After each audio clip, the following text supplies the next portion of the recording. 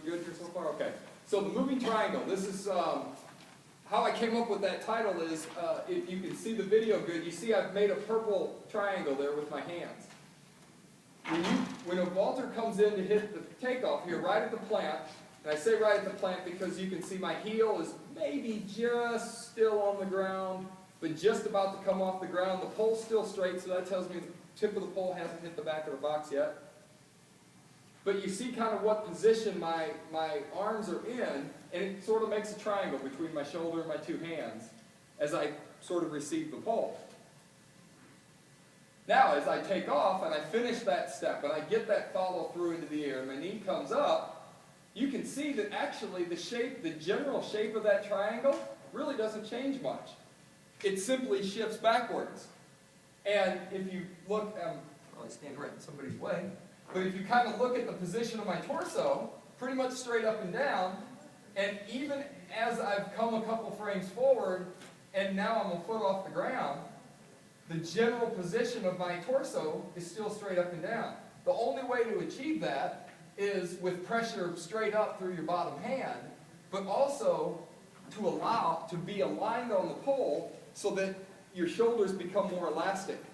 And it's a really tough thing because the two things that most vaulters in high school want to do is, number one, they want to lock in so that they're powerful or they're stable, and they want to pull down. So by locking in your shoulder and pulling down, what happens when the pole picks you up off the ground? It knocks your arms back, and everything from your shoulders down shifts forward. And that position is really hard to swing from. It puts a lot of pressure in your low back, and you'll find that any vaulter who can swing good, I would say 99% of the time, they're probably pulling on their bottom hand. And we'll talk about that a little bit here in a second. What we'll see. Well, actually, we'll talk about it now because I got this picture up here. So another thing I'll look at this point, or when a vaulter starts to swing, is look at the position of that elbow in relation to their body and what their hands are doing. And at this point, if you see a pointy elbow, that's a person who's pulling. If you see an elbow that's a little bit out and sort of more rounded like mine is, that's a person who's pushing. And somebody told me one time, they said, well, how can you be pushing? Your arm's not straight. Well, last time I checked, you don't have to have straight arms to be pushing. If I held my hands here and the sky started coming down on me, I could still push up on it. Or the ceiling did. I could still push up on it. And the other thing is, if you think about from a weightlifting perspective, you guys have all been in the weight room, you've all seen kids do weight workouts. You ever see a kid do dumbbells over their heads? You ever see anybody do them like this? Not hardly ever. They're never going to have their elbows in. They put their elbows out because mechanically, biomechanically, it's a stronger position. It's a more powerful position. It's the same thing when you plant the pole. It's just your arms are separated, but your elbows out allows you to run in under your hands, pressure up, allows that triangle to shift back, which allows your chest and torso to stay forward coming off the ground.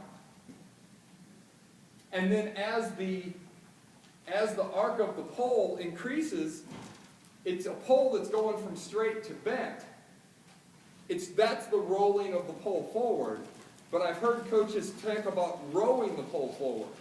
Well, I tried it. I tried it a couple times because I kept hearing this whole concept of you got to row the pole forward. The problem is your body is anchored on the pole. So what happens is when I would row the pole forward, all I would do is push my shoulders back, which caused my hips to go forward, and then I couldn't even finish the jump because I wasn't a really strong swinger on the pole. I didn't swing from a real powerful position. So anything I did to take away rotation or to knock myself out of a good position, it actually compromised it. So what I believe is starts out with this triangle here, shifts it back, and then simply I'm still pushing the pole away and just allowing the pole to roll forward. And what that does is if you look from my top hand down to the bottom of the pole, if I could draw a line, you'll see a lot of my center of mass away from the pole, underneath the pole, and I'm in a really good, powerful position to hold the pole bent and to keep the pole moving and to rotate and swing on the pole. The other thing I tell a lot of my kids is, I've got a ton of kids that come in and all they want to do is jump on a bigger pole. Kids that come to my club, I'm like, what are we working on? And they say, oh, I want to get on my 15s. I want to jump on those 15-foot poles. I got beat by a guy jumping on 15-foot poles last week. I want to jump on 15-foot poles. Problem is, they run down there and they just yank right off the ground. And so what happens to a lot, what I tell everybody a lot is, if you really want to improve and you want to jump on those big poles, you have to be able to do these type of things that allow you to hold high and to jump on big poles. I jumped on 17-foot, 220-pound poles. That was kind of my whole bag. That's all of them in there were 17-foot, 220s. Different flexes, but I didn't just do that because I just woke up one day and said, hey, I'm going to call the guys at Pacer and order 17-foot 220s and just make it work. You have to be able to do those things, but these things will allow you to hold higher, hold the pole back, move the poles better, and those are the things that allow us to grip a lot higher.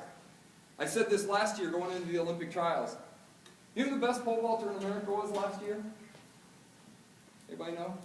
Male pole vaulter? A guy named Brian Hancock. I've never heard of Brian Hancock. Well, he was a senior at the University of Missouri. But I went and watched this little guy jump. Now I say little guy, you'll know what I'm talking about. I watched this guy jump 17.7 at an indoor meet. And almost made 18.2. And I went up to him after the meet and I said, good grief, man, you are jumping good. And the funny thing was, the runway was a board runway. So it was probably as tall as that step.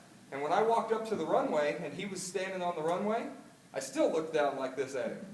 The guy's 5'2", at best. And when I say he's the best pole vaulter in America, I asked him, I said, man, you just made 17.7. I said, you know, 18 feet, you might get into the Olympic trials here. You're looking pretty good. He goes, yeah, I think I'm going to have a great chance. I just got on my 15s. I said, you what? He said, yeah, I've been jumping on 14.6 poles. He goes, I just got on my 15s. I said, how high are you holding? He said, 14.7. I said, you're gripping 14.7 and you just almost jumped 18.2? Take the 8 inches away for the box, he's 51 inches above his hand grip. When I jumped, I never jumped 51 inches above my hand grip. Shoot. My best ever above my hand grip was 46. But I was holding 16.7 or 16.8 when I did it, so I jumped 19.9. And that's the whole thing. You have to kind of look at what is good pole vaulting. And so that's why I said last year, the best pole vaulter in America, the guy who's doing the best job of catching the ride, getting the energy, he wasn't the guy that jumped the highest, but he was certainly a really good pole vaulter.